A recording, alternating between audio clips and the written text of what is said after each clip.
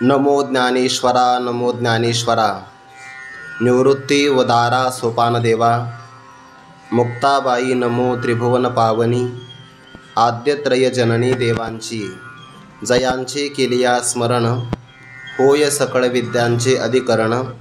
तेचे वंदू श्री चरण श्री गुरूंचे ते नमस्कारोनी आता। तत्विधी प्रणिपातेन परिप्रश्नेन सेवया। उपदेक्षन्ति ते ज्ञानम ज्ञानिनस्तत्वदर्शिनः। जे ज्ञानाचा कुरुठा तेत सेवा हा दारवंटा। तो स्वाधीन करी सुबटा ओळगुणी। तरी तनु मन जीवे चरणांसी लागावे। आणि अगर्वता करावे दास्य सकळ। कैवल्य साम्राज्य चक्रवर्ती विश्वमौली ज्ञानोबाराय सकल ब्रह्मनिष्ठ गुरुजनांच्या परमकृपेने श्री भगवती ज्ञानेश्वरीच्या 4थ्या अध्यायाचा विचार आपण क्रमशः करतो आहोत। शास्त्रामध्ये श्रेय प्राप्तीची जी मुडी म्हणून साधन प्रतिपादन केली त्या सगळ्या साधनाला यज्ञ असं म्हणतात। आणि त्या यज्ञामध्ये एक गौण यज्ञ आहे, एक मुख्य यज्ञ आहे।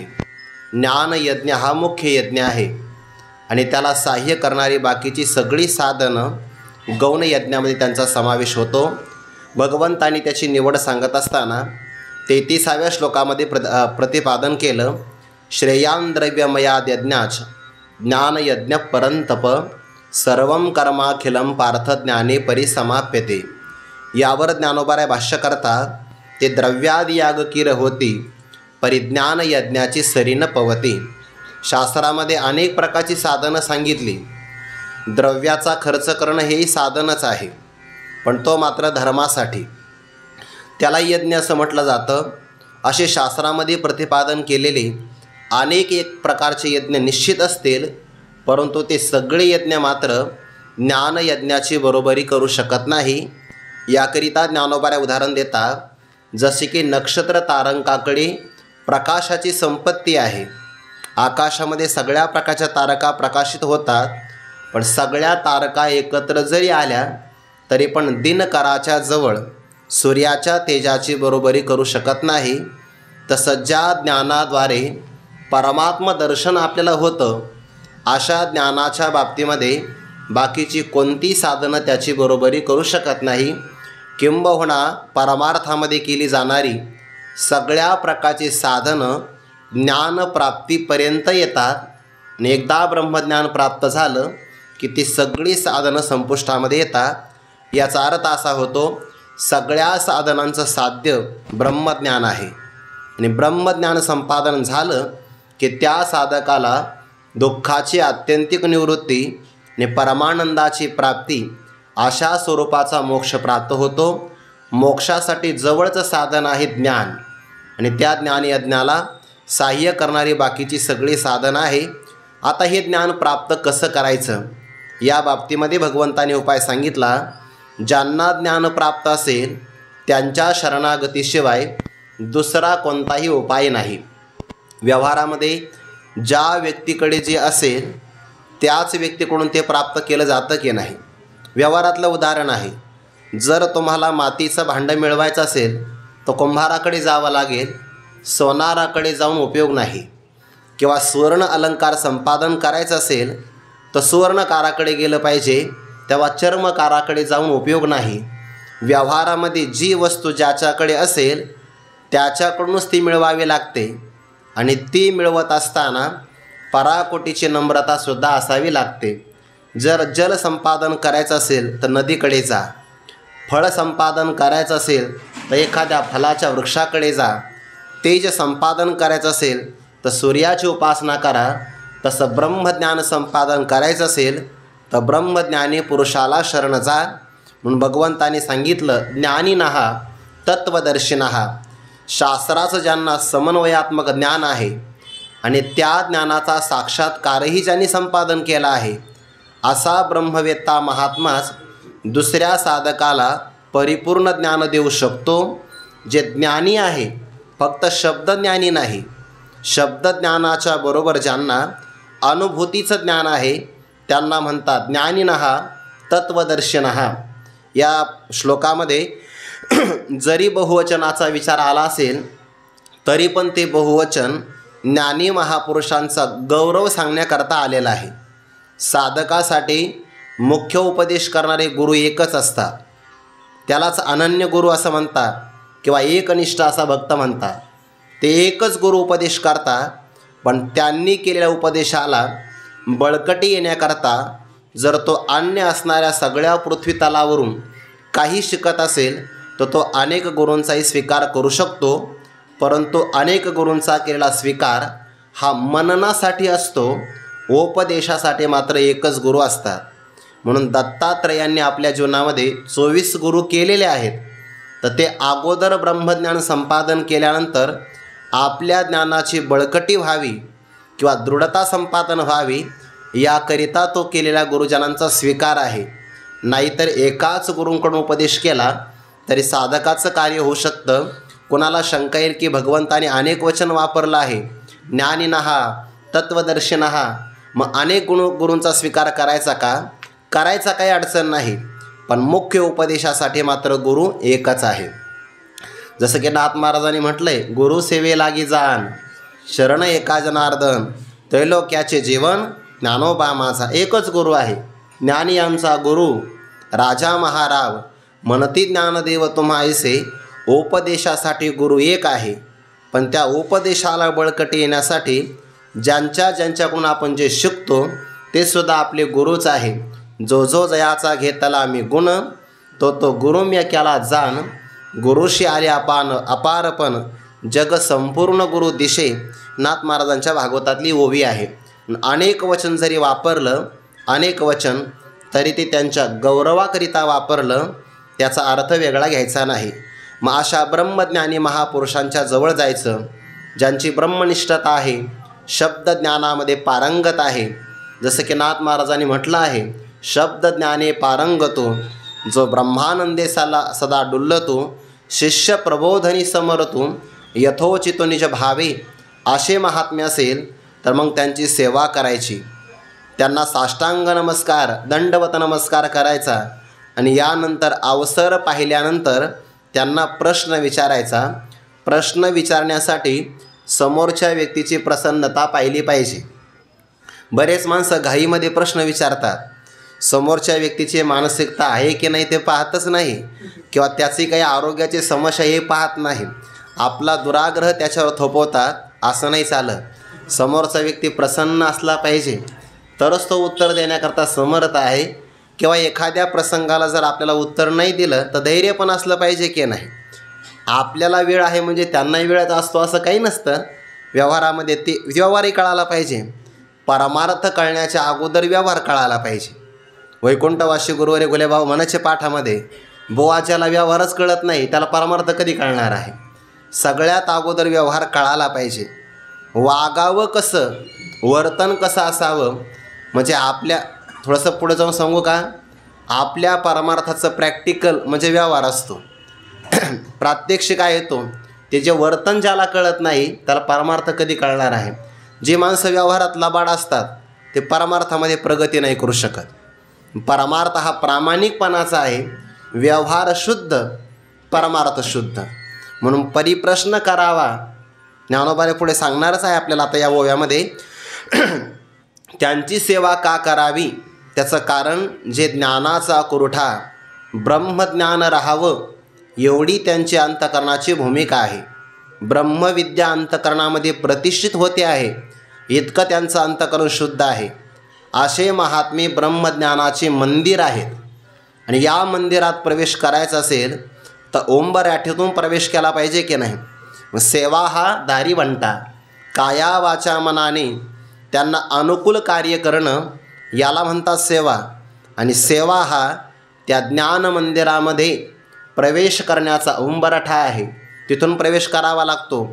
ज्ञानोबा म्हणतात हा उंबरठासुद्धा सेवेच्या द्वारे सेवा संपादन करून घ्यावी.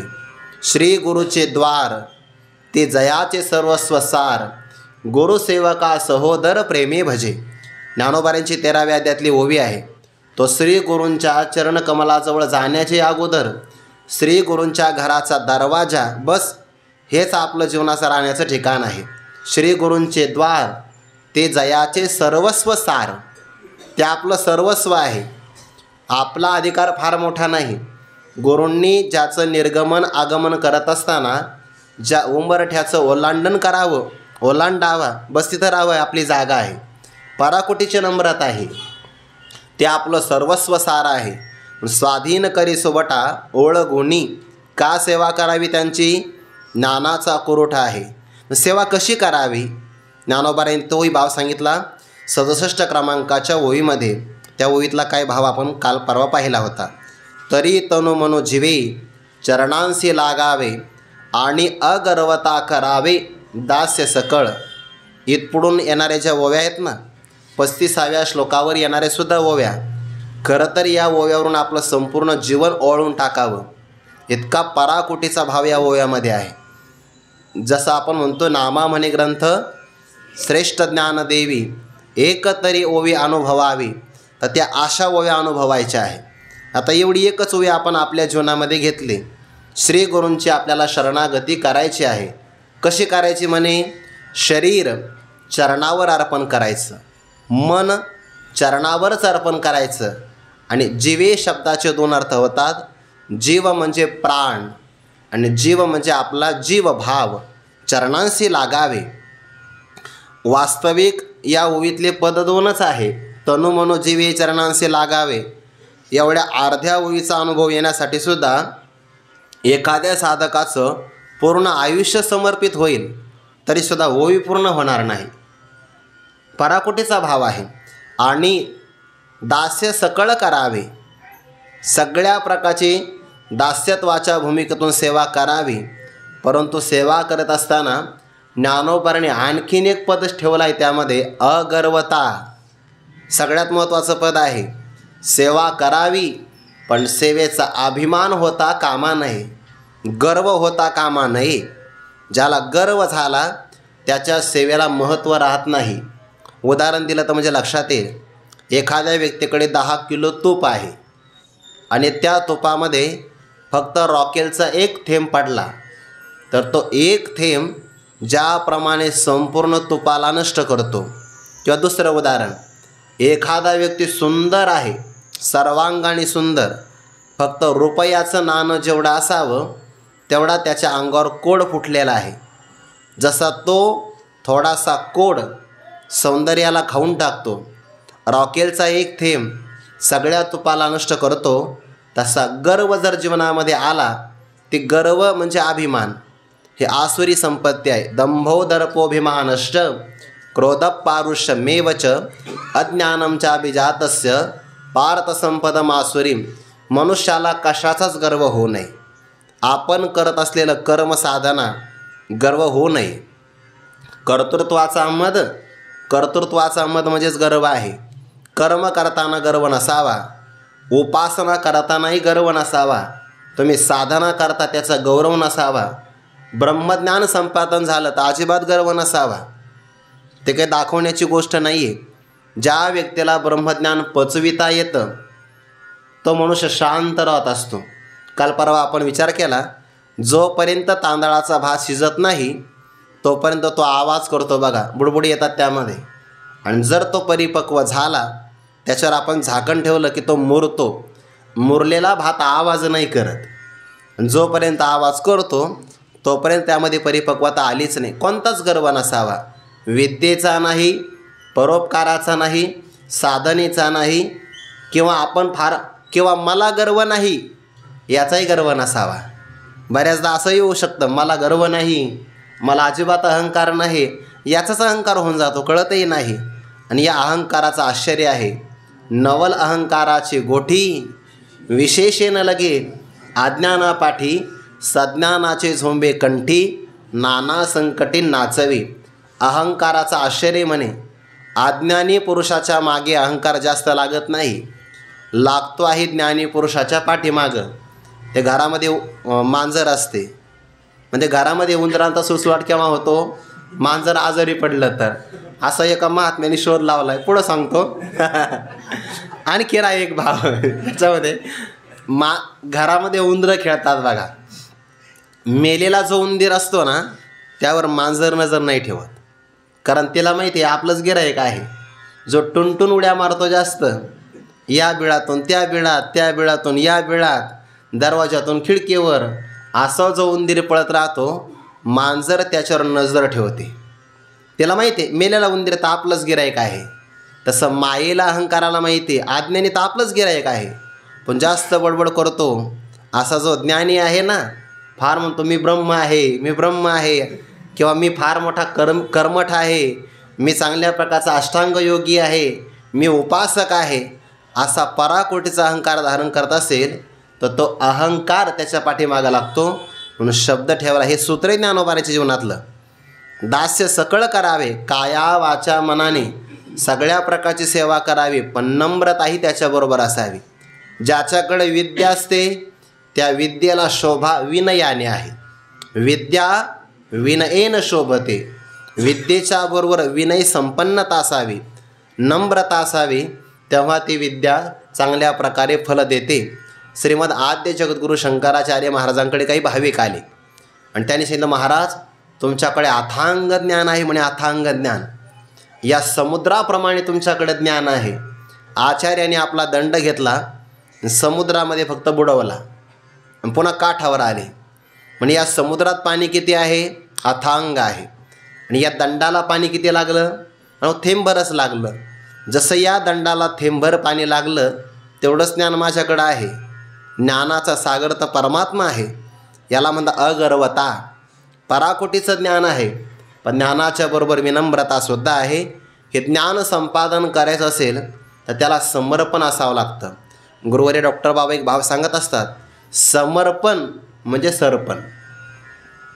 ज्याप्रमाणे एखादं ओलं लाकूड वाळलं की त्याला स्वतःची सत्ता राहत नाही, अजिबात त्यातून ओलावा जसा निघून गेलेला आहे, तसं समर्पण करणाऱ्या व्यक्तीच्या मनातून अहंकार निघून गेला की ते खऱ्या अर्थाने समर्पण आहे.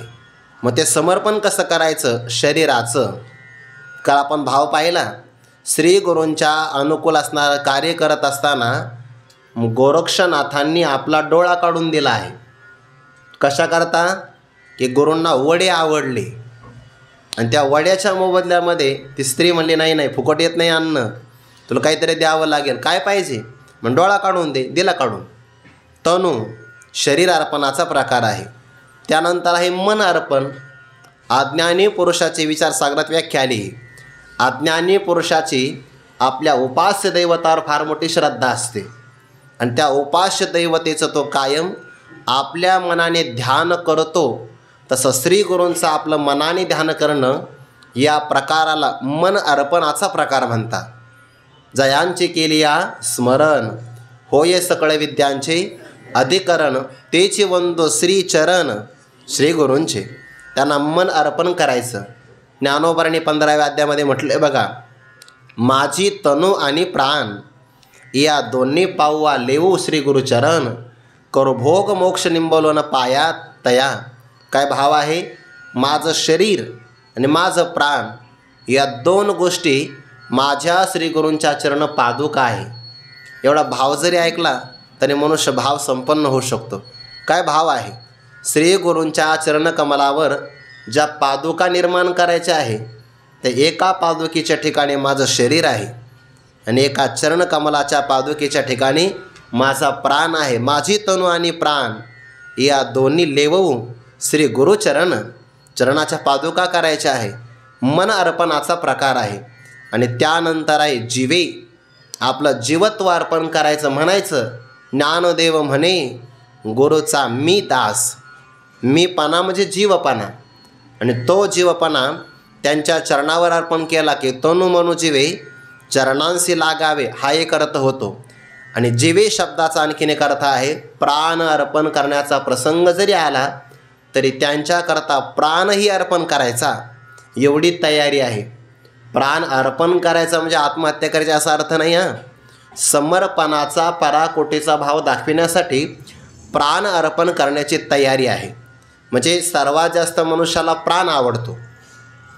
व्यवहारामध्ये आपण आपल्या शरीराला जपतो, त्यानंतर आपण इंद्रियाला जपतो, यानंतर आपण प्राणाला जपतो आणि प्राणाच्या नंतर आपण आपल्याला जपतो.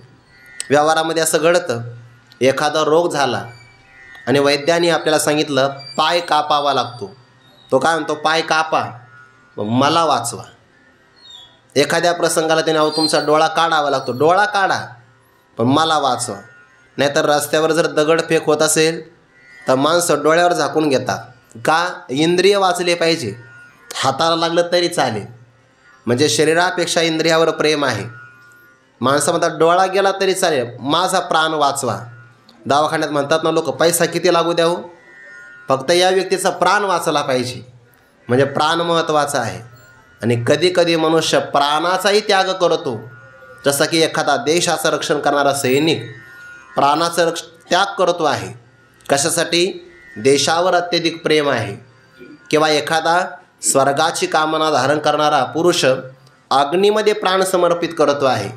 तर प्राणापेक्षा आपल्यावर अत्यधिक प्रेम असतं. सर्वात प्रिय आहे मनुष्याला प्राण. पण जर एखाद्या साधकाला गुरूंचं कार्य जर आपल्यासमोर आलं तर तो म्हणतो काही हरकत नाही, त्यांच्या कार्यासाठी प्राण द्यायलाही तयार आहे. एखाद्या वेळा श्री गुरूंच्या खेळा तो आपला प्राण द्यायला सुद्धा जीवित्व सकळा लोन कीजे, आपल्या जीवित्वाचं सुद्धा तो कुरवंडी करू शकतो. ज्ञानोबाराय, श्री संत निवृत्तीनाथ महाराज, सोपानदेव, श्री शक्ती आदिशक्ती मुक्ताई माता, श्री संत नामदेवराय या सगळ्या संतांचा समूह तीर्थयात्रा करतो आहे. जीवनमुक्त ज्ञानी जरी झाले पावन तरी देवतीर्थ भजन न सांडिती. मग तीर्थयात्रा करता थोडा उशीर झाला आणि वाराणसीला कबीर महाराजांच्या ते घरी आले. रात्री येत असताना उशीर झाला, भोजन केलेलं नाही. या प्रसंगामध्ये कबीर महाराजांनी स्वागत केलं. संत आपल्या घरी आले, सन्मान केला पाहिजे.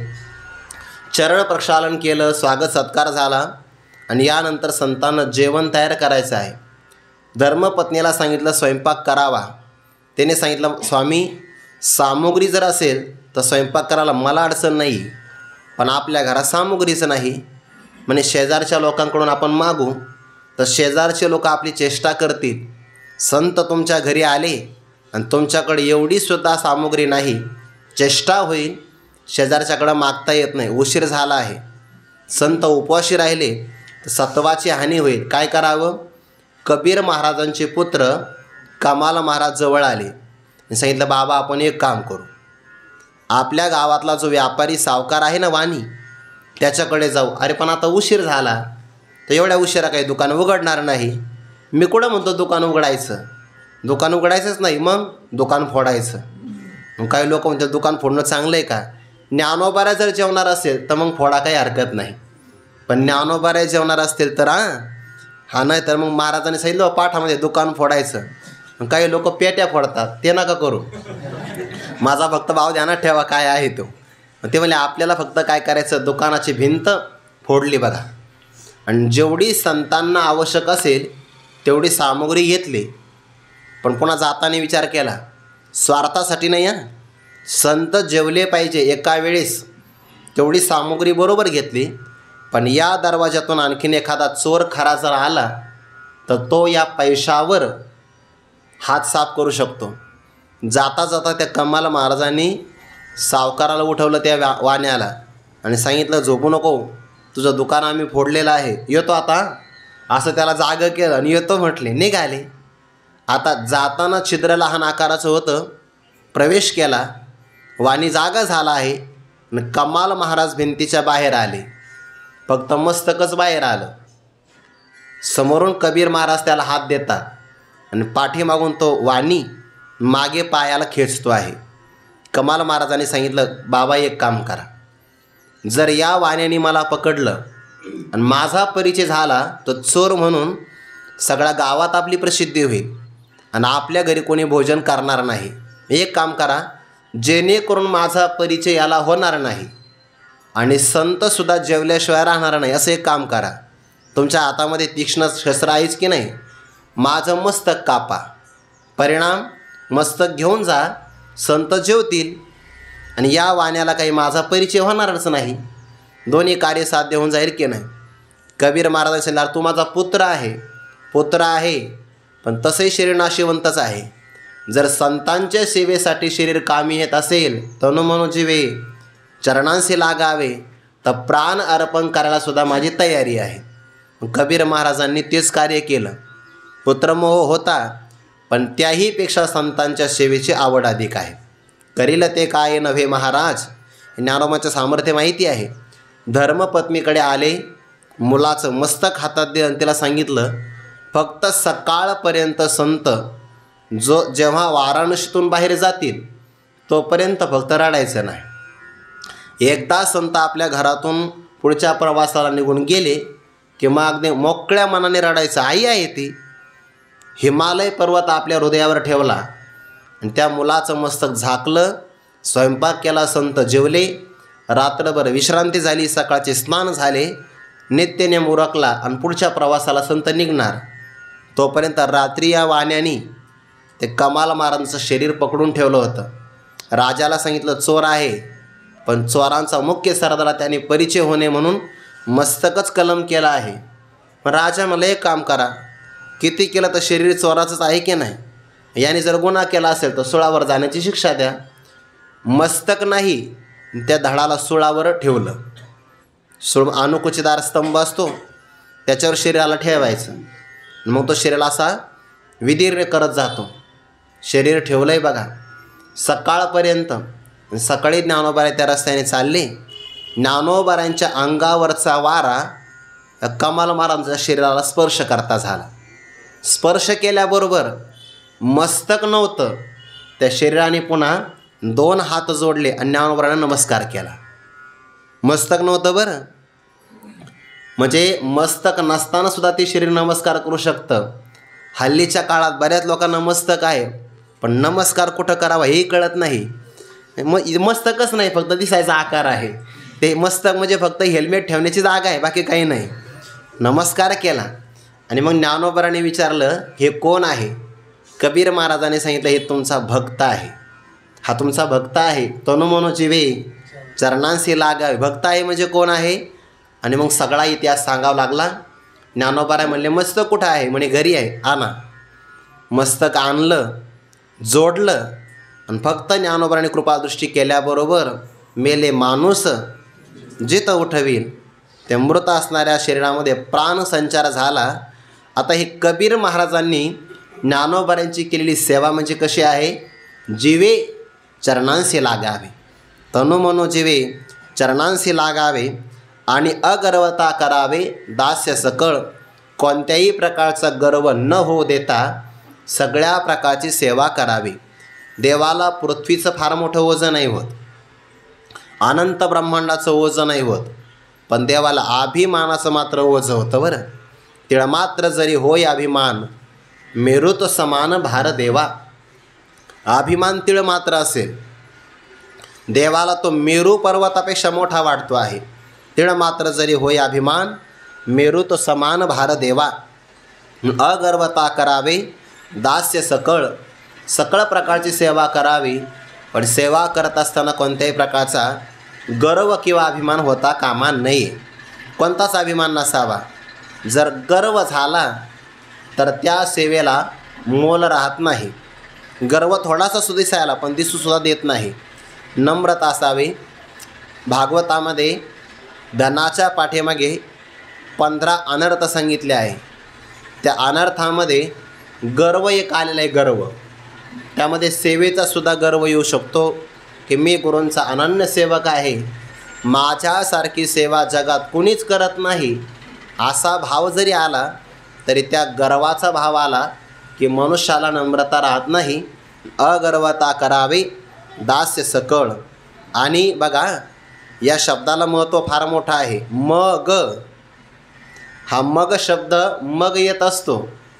अगोदर काही घटना घडाव्या लागतात. कोणती घटना घडावी लागेल.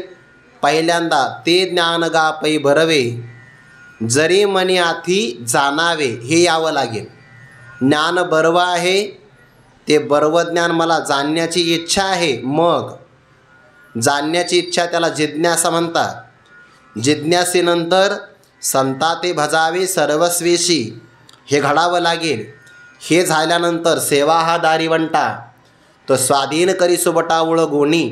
म्हणजे जिज्ञासा, सर्वस्व सेवा, सेवेच्या नंतर पुन्हा आणखीन एक सेवा, त्यानंतर शरीर मन प्राण चरणाला अर्पण करायचं आणि सगळ्या प्रकारची दास्यत्वाची सेवा निरभिमानरहित होऊन जर झाली तर मग शब्द येतो आहे.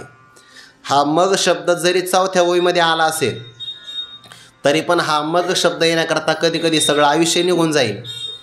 कारण हे सगळं अगोदरचं सिद्ध झालं की मग अपेक्षित जे आपुले तेही सांगतील पुशिले, जेणे अंतःकरण बोधले संकल्पान्वये. हा मग शब्द महत्त्वाचा आहे. नाहीतर सरळ श्रीगुरूंच्याकडे गेला, सेवा नाही नमस्कार नाही अजिबात, लगेचच्या लगेच प्रश्न विचारला सांगा, आणि नेमके ते कार्यक्रमाला निघाले. तेवढ्या घाईत त्यांनी प्रश्न विचारला, सांगा गुरुजी बंद कशाला म्हणतात, मोक्ष कशामुळे म्हणतो, ब्रह्मज्ञान मला सांगा, ठेवा माझ्या मस्तकावर हात, म्हणा तत्त्वमसी. त्यांना हा सांगतो तुम्हीच तत्त्वमसी म्हणा. अरे आज्ञा करतो का विनंती करतोय हे तर कळालं पाहिजे ना. असं नाही चालत, घाई नाही चालत. येण्याची घाई असावी, आल्यानंतर घाई नसावी. करावी तातडी परमार्थी, परमार्थामध्ये येण्याची घाई. आणि तुका म्हणे यासी न चले तातडी, इथे आल्यानंतर. उदाहरण सांगू, प्रवासाला निघायच्या अगोदर घाई असावी, निघल्यानंतर मग 120 चालायचं. असे रस्त्यावर घाई काही उपयोगाची नाही. निघण्याच्या अगोदर घाई. समजा 4ला निघायचं ना तर मग 3:45 निघा, नाहीतर मग वेळ दिली 4ची आणि इथंच वाजले 4:30 4:45, तसं नाही, मग घाई करायची. हा उपयोग नाही. निघण्याच्या प्रवासाला निघण्याच्या अगोदर घाई, निघाल्यानंतर घाई नाही. तसं परमार्थामध्ये येण्याची घाई असावी, आल्यानंतर नाही, हळूहळू. पण याचा अर्थ असाही नाही की मंद प्रयत्न करायचा आणि आळसच करायचा. इथं घाई करायची नाही, म्हणजे सात्विक धैर्य ठेवायचं असा त्याचा अर्थ घ्या. मग अपेक्षित जे आपोले. आता अपेक्षित काय आहे बरं, या 68व्या ओळीमध्ये पूर्वार्ध सांगितला ना. मग अपेक्षित जे आपोले, जे आपल्याला अपेक्षित आहे. काय अपेक्षित आहे, 65व्या ओळीमध्ये अपेक्षित आहे. ते गा ज्ञान पै बरवे, जरी मनी आथी जाणावे हे अपेक्षित आहे. बरवं ज्ञान आपल्या मनाला जाणण्याची इच्छा आहे, त्याला म्हणतात ते अपेक्षित आहे. किंवा महापुरुषाने अर्थ केला आहे, सगळ्या मानवाला असं वाटतं आपल्या जीवनातलं दुःख कायमचं नष्ट व्हावं आणि मला परमानंदाची प्राप्ती व्हावी, हेच अपेक्षित आहे. वरवरच्या इच्छा आपल्या अनेक असतील, पण सगळ्यात मूळ इच्छा काय असेल, मुळातली इच्छा, तर दुःख कायमचं नष्ट व्हावं आणि परमानंद प्राप्त व्हावा, ही सगळ्यांची अपेक्षा आहे. आणि याला म्हणतात मोक्ष. हा सर्वांना अपेक्षित आहे. आणि मोक्ष प्राप्तीचे साधन आहे ब्रह्मज्ञान. ब्रह्मज्ञाना वाचून किंवा आत्मज्ञाना वाचून आपण कोणताही जरी उपाय केला तरी पण मोक्ष मिळू शकत नाही. वाचूनी ज्ञाने विनयके, उपाय करीशी जितके, ते गुंपसी अधिके, रुखी इये, ज्ञानाशिवाय पर्याय नाही. आणि मग अपेक्षित असणारा मोक्ष तो ज्ञानाने मिळतो. तो ज्ञान मिळण्यासाठी सेवा करावी लागते. आणि सेवेच्या नंतर प्रश्न विचारल्यानंतर मग श्री गुरु आपल्याला उपदेश करतात. तो भाव या ओळीत आला आहे. मग अपेक्षित जे आपुले, हे विचारसागरामध्ये 4थ्या तरंगाला प्रारंभ होतो की नाही, तर तेव्हा शुभ संतती नावाच्या राजाची एक कथा आली बघा. तर त्या कथामध्ये तत्वदृष्टी, अदृष्टी आणि तर्कदृष्टी असे शुभ संतती. राजाचं नाव शुभ संतती आणि संतती चांगलीच होती. मग त्या राजाने 3 मुलांना जवळ बोलावलं आणि त्यांना सांगितलं, अरे मी आता प्रपंच फार मोठा केला, दुःख काही निवृत्त झालं नाही, आनंदही मिळाला नाही. व्यवहारातली अडाणी माणसं श्रीमंताला चांगलं समजतात, पण तिथं दारिद्र्यापेक्षाही दरिद्र असतात. याकरिता दुःखरूप असणारा राज्याचा मी तुम्हाला भाग देतोय आणि मी मात्र परमानंद प्राप्त करण्यासाठी श्रीगुरूंच्या शरणागतीला जातो आहे. राजा गेला निघून. मुलं विचारी होते, त्याला याला बाप म्हणावं का, दुःखरूप असणारा राज्याचा भाग आपल्याला देतोय आणि आनंदासाठी मात्र हा वनात जाण्याची इच्छा करतो. त्यापेक्षा आपण एक काम करू, दुःखरूप असणारं राज्य आपणच घ्यायचं नाही. ते राजाला न सांगता 3 मुलं निघून गेले. दैवयोगाने त्यांना महापुरुषांची भेट झाली. 6 महिने सेवा केली. असं विचारसागरात वाक्य. 6 महिने सेवा केल्यानंतर मग गुरुजींनी त्यांना विचारलं की तुम्ही बरेच दिवस झाले आश्रमात आलात, 6 महिन्यात त्यांनी कीर्तनकार होण्याची इच्छा नाही केली. ते आले 6 महिने सेवा केली, पण ते असं नाही म्हणले आता दिवाळी आली मला एखादं कीर्तन लिहून द्या, गावाकडं मला वजन टाकायचं आहे, असं नाही म्हणाले. ते 6 महिन्यानंतर गुरुजींनी विचारलं, अरे तुम्ही आलात कशा करता? आणि मग त्यांनी आपल्या दोघा भावाची इच्छा आहे की आपण प्रश्न विचारावा मोठ्या भावाने, मग त्यांनी प्रश्न विचारला. मग अपेक्षित जे आपुले आणि गुरूंनी मग त्यांना उत्तर दिलं, अरे ज्या दुःखाच्या निवृत्तीची तुला इच्छा आहे, दुःख निवृत्तच आहे कायमचं, आणि परमानंदाची प्राप्ती आहे, परमानंद तुझं स्वरूपच आहे. मग प्राप्ताचीच प्राप्ती, नित्यनिवृत्ताची निवृत्ती घडावी असं तुला वाटतं, हा तुझा भ्रम नाही का? असं इथपासून पुढे मग त्या विचारसागराच्या 4थ्या तरंगाला प्रारंभ झाला. ज्ञानेश्वरीसाठी विचारसागर अवश्य आहे बरं. विचारसागर शिकला पाहिजे, ऐकला पाहिजे, म्हणजे ओव्यातली प्रक्रिया लागते. ज्ञानेश्वरीसाठी सगळं शिकलं पाहिजे, सगळं शिकायचं फक्त ज्ञानेश्वरीसाठी. मग व्याकरणापासून तर अगदी ब्रह्मसूत्रापर्यंत, उपनिषदापर्यंत सगळं शिकलं पाहिजे. विद्यार्थ्यांनी अतृप्त कधी राहू नये. विद्येच्या बाबतीमध्ये तृप्त राहू नये, कायम अतृप्त राहावं, कायम. नाही बा आता झालं माझं एवढं, माझं एक अभंग बसलेला आहे, असं कधी म्हणू नये. ते काय पुरत असतं का ते? विद्येच्या बाबतीमध्ये कायम अतृप्त राहिलं पाहिजे, कायम तृप्ती मानायची नाही, शिकत राहिलं पाहिजे कायम. प्रारंभ मराठी व्याकरणापासून संस्कृत व्याकरण, विचारसागर, पंचदशी, उपनिषद, ब्रह्मसूत्रापर्यंत जे जे शिकता येईल. विवेकानंदाने असं म्हटलं आहे, मनुष्याने मरेपर्यंत विद्यार्थी अवस्था जगावी. मरेपर्यंत आपल्यातला विद्यार्थी मरू देऊ नये. वाक्य कळतं? मरेपर्यंत विद्यार्थी आपल्यातला मरू देऊ नये, शिकत राहावं. दररोज एक श्लोक पाठ करावा, नाही झाला तर कमीत कमी अर्धा तरी करावा. म्हणजे अर्धाही पाठ होत नाही, अर्ध्यातला अर्धा पाठ करावा, शिकत राहावं, मोबाईल पाहू नये. मग अपेक्षित जे आपुले विद्यार्थ्यांना सांगतोय, कारण त्याच्यात वेळ जातो ना जास्त. काही 1 GB, 1.5 GB, आता 2 GB, किती वेळ जातो प्रचंड. त्या आपल्या मोबाईलमध्ये ना एक त्याला ॲप म्हणतात, आणि त्या ॲपमध्ये पुन्हा आता मलाही जास्त काही माहीत, त्याच्यात काही प्रकार असतात, तर त्याच्यावर असतं की आज तुम्ही किती वेळ घालवला. याच्यावर डिजिटल संतुलन असं काहीतरी नाव आहे त्याचं, मलाही जास्त काही माहिती नाही, पण त्याच्यावर कळतं आहे बघा. लगे पाहू नका कोणीतरी, लगे मला दाखव सांग तुम्ही, इथले येतं कॉफी नका करू. मी सांगितलं आहे, मला एका जणांना दाखवलं आणि मग मी पाहिलं की माझा किती वेळ वाया जातो. तर माझा दररोज 1 तास इथं जातो, कारण आता हे रेकॉर्डिंग आहे ना, ते पण याच्यात दाखवतो की तुम्ही रेकॉर्डिंग करण्यासाठी 1 तास वेळ वाया घालवला, वाया नाही याच्यात घालवला, असं त्याच्यामध्ये दिसतं आहे. तर किती वेळ वाया जातो. विद्यार्थ्याने विद्यार्थी मरू देऊ नये. मग अपेक्षित जे आपुले कशाकरता सांगतो आहे, ज्ञानेश्वरीसाठी सगळं लागतं, सगळं. विचारसागर शिकला पाहिजे.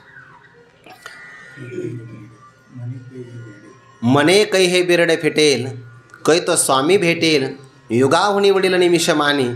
त्या साधकाच्या मनातली अपेक्षा आहे, तो विचार करतो, माझं बंधन कधी फिटेल, स्वामी श्री गुरु स्वामी मला कधी भेटतील. अस्वलाची या परी गुरुनामाचा जप करी. ज्याप्रमाणे अस्वल गुरु गुरु गुरु गुरु करतं की नाही, तसं तो गुरुनामाचा जप करतो, ही त्याची उत्कंठा आहे. आणि अशी जर कर्मे साम्य दशा होय तेथ विरेशा, मग श्री गुरु पैसा भेटेची गा. श्री गुरु आपोआप भेटतात बरं. ज्ञानोबांचा शब्द आहे, श्री गुरु आपैसा, आपोआप श्री गुरु त्याला भेटतात. पण केव्हा?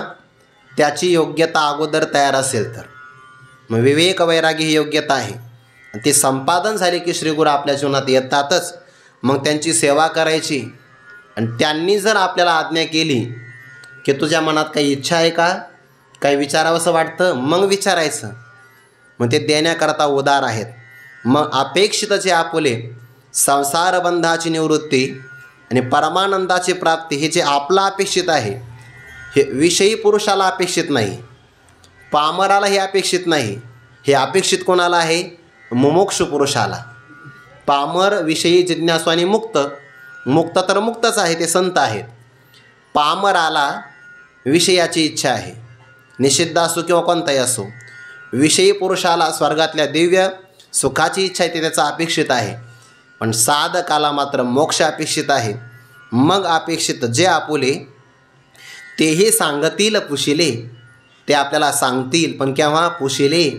पुशिले म्हणजे विचारणा करायची आहे, प्रश्न विचारायचा त्यांना. गुरुजी, कथम बंधाः, कथम मोक्षः, का विद्या, का च अविद्या, अविद्या कशाला म्हणतात, विद्या कशाला म्हणतात, बंधाचं स्वरूप काय, मोक्षाचं स्वरूप काय, असे सगळे प्रकारचे प्रश्न विचारायचे. ते सांगतील आपल्याला. योग वासिष्ठामध्ये असा एक श्लोक आला आहे. प्रभू रामचंद्रांना वशिष्ठजी म्हणतात, सदा संतोपि गंतव्याः यद्यपि उपदिशन्ति न याही स्वैरकथास्तेषां उपदेशा भवन्ति ताः. आपण संतांच्या जवळ कायम गेलं पाहिजे.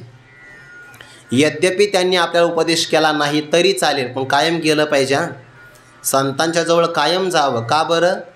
यदा कदाचित गप्पा करता करितासुद्धा त्यांच्या मुखारविंदातून एखादी स्वैर कथा जरी आली तरी ती स्वैर कथासुद्धा आपल्याला उपदेश करते. ते उदाहरण सांगितलं आहे म्हणजे लक्षात येईल तुम्हाला. ते उपदेशाः भवन्ति ताः. एक राजा वनामध्ये गेला. वनात गेल्यानंतर मग त्यांनी त्या महात्म्याला शरणागती केली, मला काहीतरी उपदेश करा म्हणून. ते महात्मा आपल्या मस्तीत राहणारा होता, त्याने उपदेश नाही केला. पण त्यांनी एका दगडावर पाहिलं तर एक कावळा सरोवरातून पाणी घ्यायचा आणि त्या दगडावर टाकून आपली चोच आलटून पालटून घासायचा. तर त्या कावळ्याला असं वाटायचं की यामुळे आपली चोच धारदार तर झालीच पाहिजे, पण काळा रंग जाऊन याला पांढरा रंग आला पाहिजे. मग ते महात्म्याने सांगितलं, आता ते अगोदरची पंक्ती मला नाही आठवत, पण ते कावळ्याला उद्देशून महात्मा म्हटले, ऊपर डाले पाणी तेरे दिल के बात मैंने पहचानी.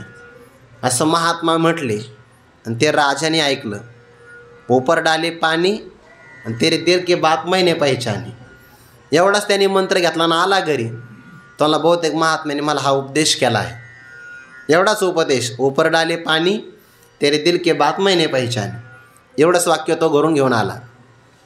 आल्यानंतर काय झालं, जोपर्यंत राजा वनात गेला तोपर्यंत इकडे त्या मंत्र्याने राजाचा परस्पर काटा काढायचं ठरवलं आणि नाव्याला सांगितलं, जेवढी लागते तेवढी दक्षिणा घे. राजा जर आज हजामत करायला बसला, ते हजामत करायच्या अगोदर वातावरण तयार होत असतं बघा. आपण जेव्हा हजामत करायला जातो की नाही, तर तिथं गेल्यानंतर बरोबर झोप लागते बघा मनुष्याला. काय ते वातानुकूलित वातावरण असेल काय माहिती. तिथं गेल्यानंतर एकदा मालिश वगैरे केली डोक्याची, बरोबर झोप लागते आपल्याला. मग आता खरं सांगा, वस्तारा त्याच्या हातात, आपल्याला लागलेली असते झोप. दाढी करता करता गळा कापायला किती वेळ लागेल बरं? काहीच लागत नाही ना. पण ते वस्ताऱ्याला अगोदर धार लावा लागते ना.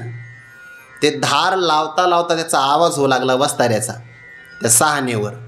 आणि तेवढ्यात राजाला ते वाक्य आठवलं, ऊपर डाले पाणी तेरे दिल की बात मैंने पहचानी. ते नावी घाबरला ना. त्याला वाटलं बापरे, आता राजाचा गळा कापायचा आहे आणि ही आपल्या मनातली बातमी याला कळाली. त्याने वस्तारा त्याला फेकून तनु मनूची वेचरणा असे लागावे. त्या राजाच्या पडलं पाया आणि त्याला, राजेसाहेब मला क्षमा करा. अरे झालं काय? म्हणे तुम्ही माझ्या मनातलं ओळखलं. म्हणजे काय ओळखलं? अहो, मला प्रधानमंत्र्यांनी दक्षिणा दिली आहे आणि हजामत करता करता तुमचा गळा कापायचा. असं हे कशामुळं तुला कळालं? त्याने, अहो तुम्ही आत्ता नाही म्हटले का, ऊपर डाले पाणी तेरी दिल की बात मैंने पहचानी. राजा म्हणले, बरं ठीक आहे कळालं, मला कळालं. त्याने सांगितलं नाही काय आहे, पण बरोबर राजा सुरक्षित राहिला. कशाकरिता? उदाहरण, त्या महापुरुषाच्या मुखारविंदातून स्वैर शब्द आला होता. पण स्वैर शब्द जरी आला, याही स्वैर कथास्तेषां उपदेशाः भवन्ति ताः. स्वैर जरी वाक्य आलं तरी ते उपदेश करतं. आणि जर आपल्याला संतांनी खराच उपदेश केला तर का मुक्त होणार नाही व्यक्ती? अवश्य मुक्त होईल. तेही सांगतील पुशिले, विचारणा केल्यानंतर ते सांगतील बरं. आणि यातला एक ज्ञानोबाने एक भाव सांगता येईल आपल्याला, सांगतील पण केव्हा? पुशिले. विचारणा केली तर सांगतील, नाहीतर तसं सांगणार नाही. आणि स्मृतिशास्त्रामध्ये असं एक प्रमाण आहे, ना पृष्ठः कस्यचित् ब्रूयात् न च न्यायेन पृच्छतः न चान्यायेन पृच्छतः.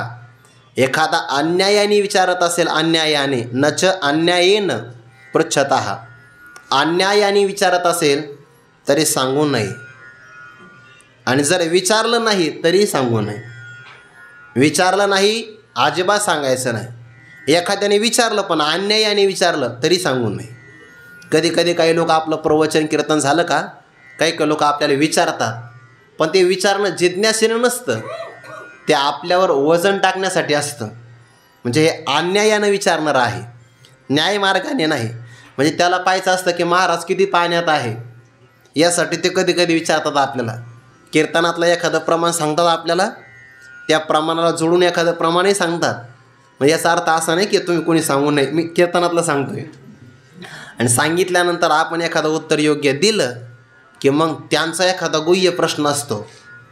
एकच प्रश्न ते सगळ्याला विचारतात आणि त्याला असं वाटतं की आतापर्यंत काल्यापर्यंत 7 महाराजांनी उत्तर नाही दिलं, तुम्ही काय देणार आहे, असं त्याला अन्यायाने विचारतो. अशा व्यक्तीला सुधारावं सांगू नये. ते तुकोबाऱ्यांचं प्रमाण आहे, जनी असू द्यावा भ्रम. सांगू नये कोणाला, ते झाकूनच ठेवावं. म्हणून तेही सांगतील, पण यातला एक नियम आहे, विचारल्यानंतर सांगतील. आणि हा नियम भगवंतांनी पण पाळला बरं. भगवंतांनी कुठं पाळला?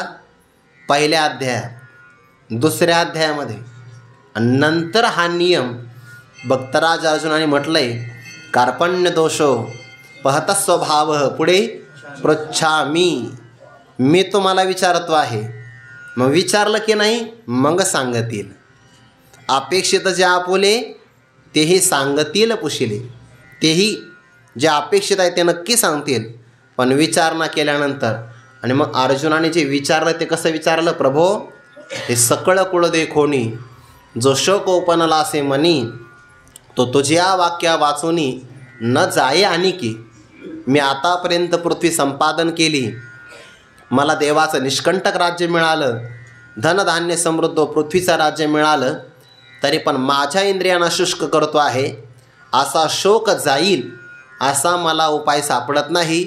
कृपया माझा शोक जाईल आणि मला आनंद प्राप्त होईल असं काहीतरी मला सांगावं. मग तेही सांगतील पुशिले. विचारणा केल्यानंतर सांगतील. आणि मग बोध कोणाला प्राप्त होईल? जेने अंतःकरण बोधले संकल्पानये. ज्ञान जे होतं ते अंतःकरणाला, करण शब्दाचा अर्थ होतो साधन.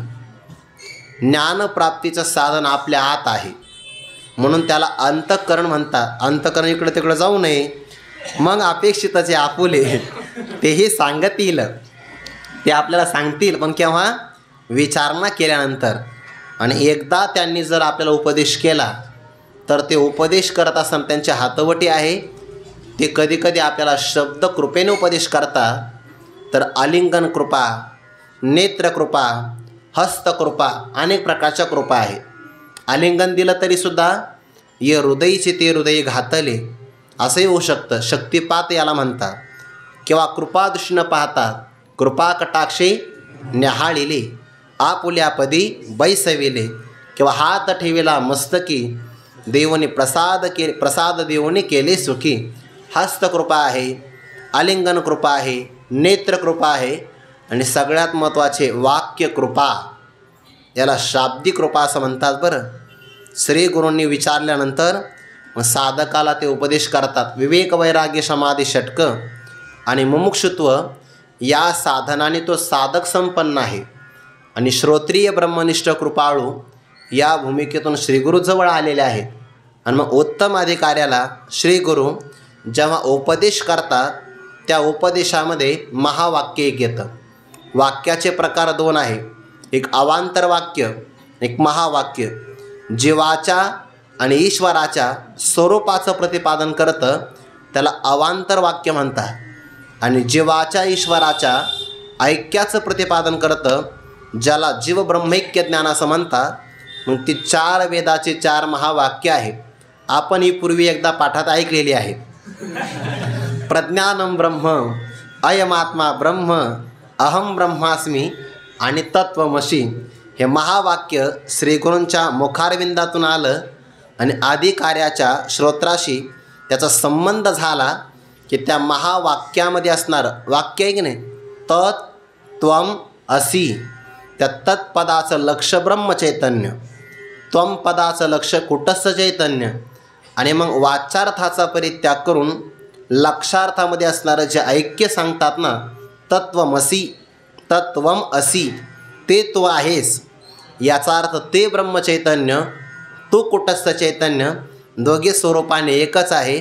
आणि असा जेव्हा उपदेश महावाक्याच्या द्वारे होतो तेव्हा अंतःकरणाला ज्ञान होतं. आणि मग जो अगोदर म्हणत होता मी देह आहे, तो आता म्हणतोय मी ब्रह्म आहे.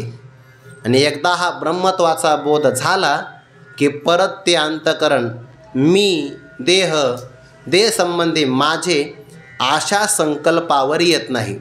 जेणे अंतःकरण बोधले, अंतःकरणाला बोध होतो बरं. आणि बोध कुठून होतो? साधुबोध झाला, साधूंपासून बोध होतो. आणि तो बोध झाला की नरोनी आठेला, तो बोधसुद्धा शिल्लक न राहता तो स्वरूपाने शिल्लक राहतो. त्याला आता मी आणि माझेपणा या संकल्पाच्या वृत्तीवर ते अंतःकरण येत नाही. किंवा मी ब्रह्म आहे याही संकल्पावर आता ते येत नाही, कारण ते शुद्ध स्वरूपाला प्राप्त होतं. जेणे अंतःकरण बोधले संकल्पान्नये.